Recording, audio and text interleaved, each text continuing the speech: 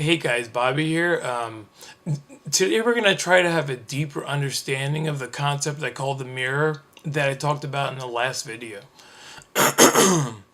Picture this, like you're driving down the road and you get cut off.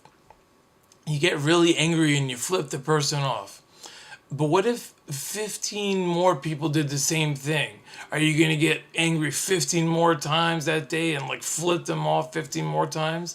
And what if another 15 people, do the same? It'd be like an endless cycle.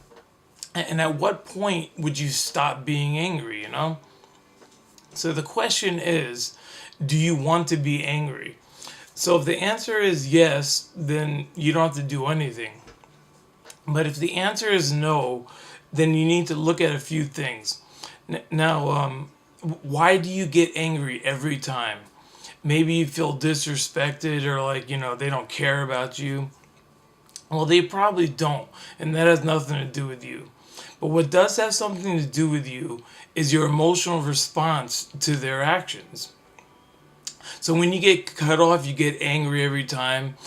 Do you want them to have that kind of power over you? Do you want them to be able to, like, flip your anger like a switch every time? So you have to ask yourself, what is it about me that is so easily angered? Is it possible that it could already be inside me, like this anger already in there? So here's a little picture story to like help understand that. At least I think it does. Like if you think of a water dam, when the concrete is, perfect and strong, the water stays behind the wall. But when you start to chip away at the wall, it starts to crack, and like a magnet, the pressure of the water goes right to that weak spot and eventually pushes through, and the water comes crashing down or crashing through. So the person chipping at the wall had nothing to do with the water coming out. They only had something to do with the weakening of the wall.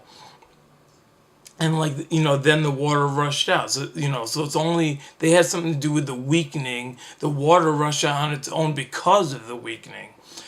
So I guess you can say like the water is looking for a way out. As soon as there's a weak spot, bam, it wants to like pour out. So like in the same way, the person that cut you off was chipping away at your emotional wall, releasing a rush of anger. So like the anger was already there. It was like looking for a way out. It's like, it's like a button that wants to be pushed. So therefore the actions of the person that cut you off mirrored the anger that was already there, already inside of you. So every time you point your finger at someone, there's three pointing back at you. So the next time you give someone the finger, be sure that you're not giving it to yourself, all right? So don't forget to subscribe, and I hope this helped you in some way, like I hope all my videos do, and I really appreciate that you're listening and even staying this long to listen to the end. So thanks a lot. Bye.